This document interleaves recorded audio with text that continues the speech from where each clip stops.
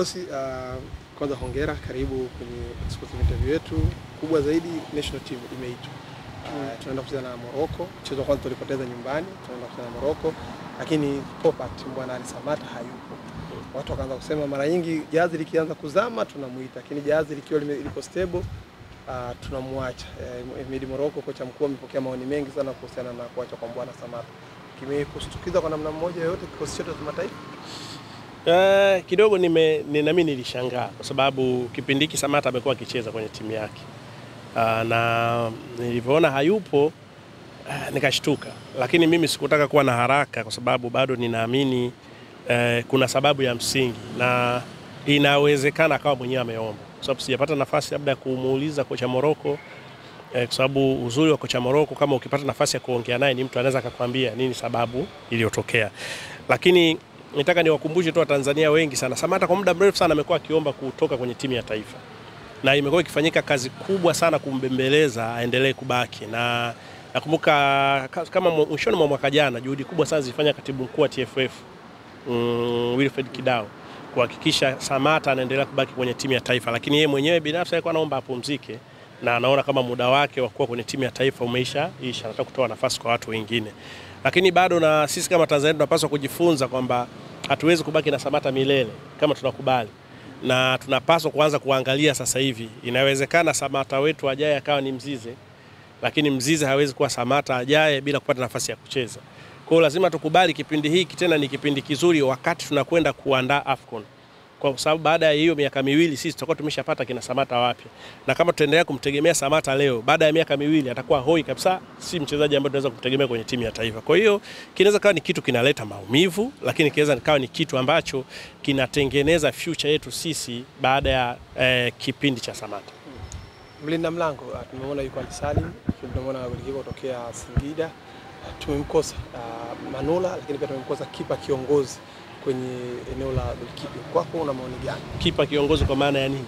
Experience, uwezo wake. Experience, nafikiri tuwape moyo walioitwa. Ukiangalia kweli Manula tunamkosa, lakini Manula hana match fitness, hana playing time kwa muda mrefu sasa. Na hata Simba wenyewe nafikiri wamemweka kama goalkeeper namba 3. Na kipa namba 2 ni Ali Salim, na umeona anapokosekana Pin Kamara wanamtumia Ali Salim. Sasa kwenye timu ya taifa utawezaje kumuita Manula? Mimi nafikiri tumwamini Ali Salim, na bahati nzuri sana kwenye mechi za timu ya taifa Ali Salim amecheza na amefanya vizuri, including ile mechi tunawafunga Zambia kwao. Kwa hiyo ni swala la kumwamini, na experience yake haiwezi kufanana na ya Manula, lakini inakwenda inajengeka na siku atakuja kuwa ndio bora zaidi. Lakini hao walioitwa wengine kama wa Singida pia anaweza kufanya surprise, kwa sababu ukiangalia kuna historia ya mpira, mfano kipa kama Ike Casillas wakati anapata nafasi ya kudaka Madrid alikuwa ni kipa namba 4. Siku anaingia yeye kudaka alikuwa kipa namba 1 kaumia, namba 2 kaumia, sio namba 3 ana kadi.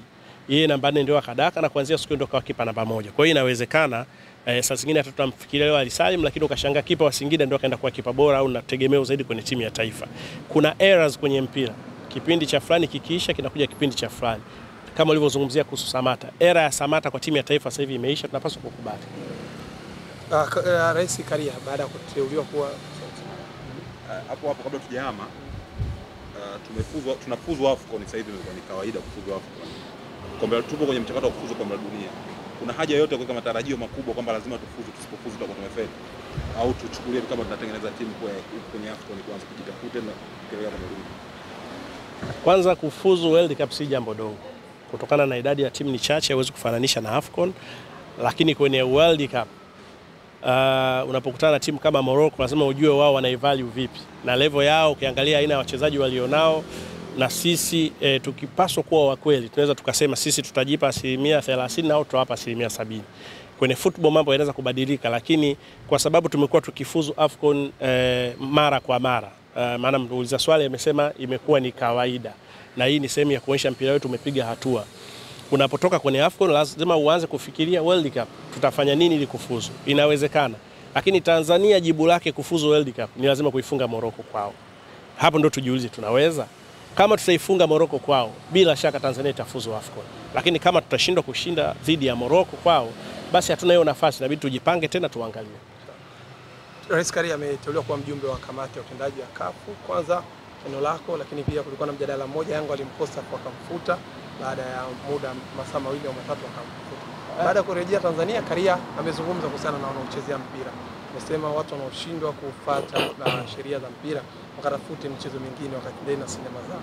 Una comment yote juu ya kauli ya rais? Kwanza hiyo umesema Yanga wamemfuta. Ndio aliposti afa akamfuta. Kwa nini? Page yao. Basi tuamini page yao, sasa zingine wenyewe wana utaratibu wao kwamba za pongezi zinakaa muda fulani natolewa. Mimi sioni kama ni kitu cha kukijadili sana, na tusiwatengenezee Yanga na rais wa TFF kama kuna kitu wakati hatuna uhakika. Mimi nafikiri tungeliacha hilo hivyo hivyo. Lakini Karia amesema watu ambao wanaharibu mpira wetu kama hawawezi wakacheze sinema. Wakacheze sinema. Na mimi naongezea wakacheze mdako. Yani mimi namuunga mkono kama wakacheze sinema, na pia mimi naona kama wanaweza wakacheze mdako. Kwa sababu mpira una kanuni zake na zinapaswa kufuatwa. Na kama tutakuwa tunafanya mambo ya mpira bila kufuata kanuni, hatuwezi kufanya vitu sahihi kwenye huo mpira wenyewe. Na kama hamtaki kuambiana ukweli, na kuna wengine wakiambiwa ukweli kama wanataka kutishwa watu, basi sisi, mimi including mimi, nitawaambia ukweli kwa sababu mimi siogopi kutishwa. Kwa sababu ni vitu vya hovyo, kuona watu wanafanya vitu vya hovyo kwenye mpira na mtaki kuwaambia. Nilikuwa nazungumza mara nyingi sana kuhusiana na wale nyinyi mnawaita makoma ndoo. Makoma wanaoshikilia ndoo. Walianza na kupiga mashabiki wao. Si ndio? Wakawa wanapiga mashabiki, sasa imefika tu hata nyinyi mnajua sasa hivi kwenye interview mnapokwenda mashabiki wa Yanga wanakuwa wagumu sana. Kwa sababu anaogopa akiongea ataambiwa hivi, akiombea. Wakatoka hapo wakahamia, wakaanza kupiga waandishi wa habari. Kwa sababu wakawakuta na nyinyi, nataka niwaambie ni kizazi cha plastiki line. Kwa hiyo wakawa wanawapiga tu na hamna chochote kinachotokea. Kaenda hayo mambo yamezoeleka sasa hivi. Hata sasa hivi nafikiri wakitaka kuwapiga wanawapiga wanavyotaka. Wakahamia kupiga sources wenu ambao sio mashabiki wa Yanga. Mtu anahojiwa katikati ya interview wanawapiga. Wanafanya wanachotaka wao wenyewe. Sasa hivi wamehamia, ukiangalia hii mechi imeahirishwa, kati ya kitu kimechangia mojawapo ni hawa makoma wenye ndoo, ambao ndio wamechangia pia mechi kuahirishwa, kwa sababu wao ndio wamechangia kuzuia watu wasiingie mazoezini.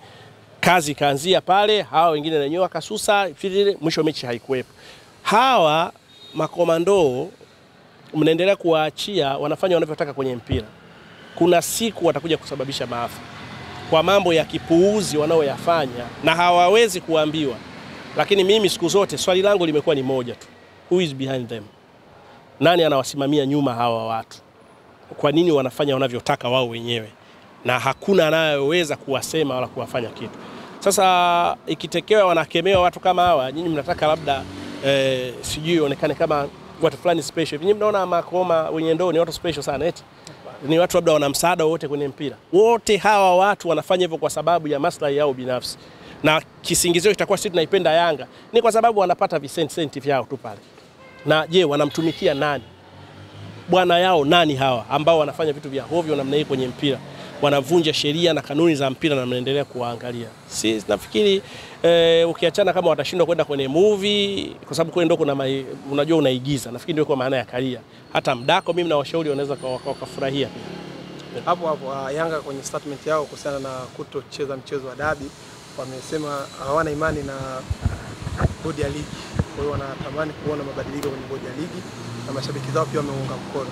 Rais Karia pia amezungumzia hilo, amesema hawa wanaosema viongozi wa bodi ya ligi wajiuzuru, je, viongozi wao wako sawa? Hawapaswi nao kujiuzuru.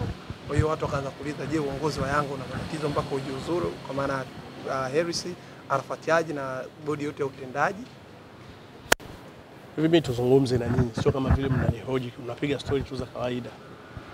Hivi leo tuamue kufanya mabadiliko kwenye mpira, tufanye mabadiliko kwenye mpira kwa sababu Yanga wamesema? Na huyo Yanga aliyesema ni nani? Ukizungumzie kwenye swala la kuvunja au kutofuata kanuni za mpira. Juzi Yanga hapo wamezuia timu isiingie kufanya mazoezi ambao ni uvunjaji wa kanuni. Mbona wao hawajajiuzuru? Na mbona bado wapo? Na wale makoma wenye ndoo, si maana yake walikuwa wanatekeleza amri ya mtu fulani, walikuwa wanatekeleza amri ya nani? Si ni ya uongozi, si ndio? Ndio maana hawakuweza kuambiwa waachie waingie mazoezini.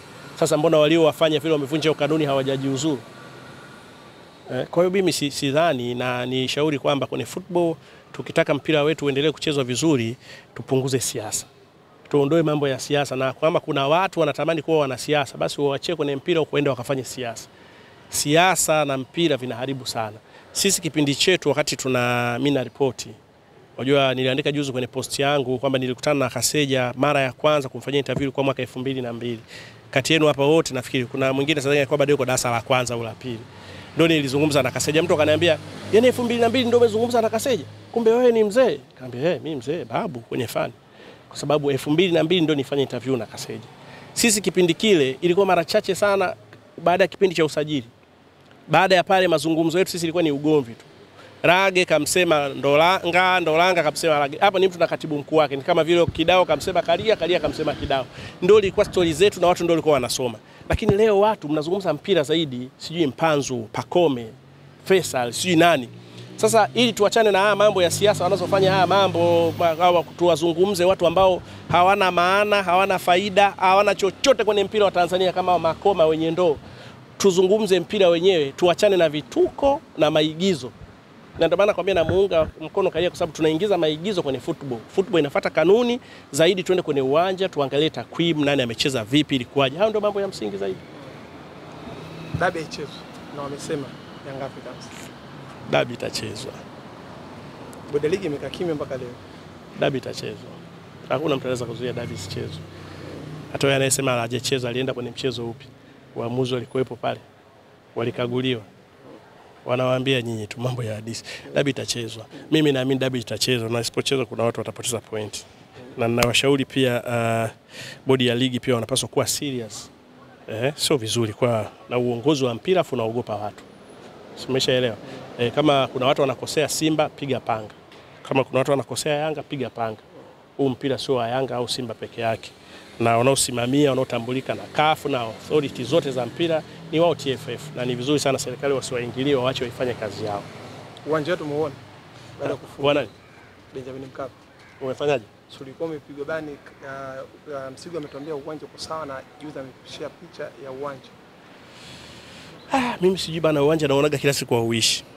Yaani hata Msigo mwenyewe nimerudi nisema nitamtafuta Msigo tuongee naye kwa sababu naona asija kaona kwa mkanda sana huko.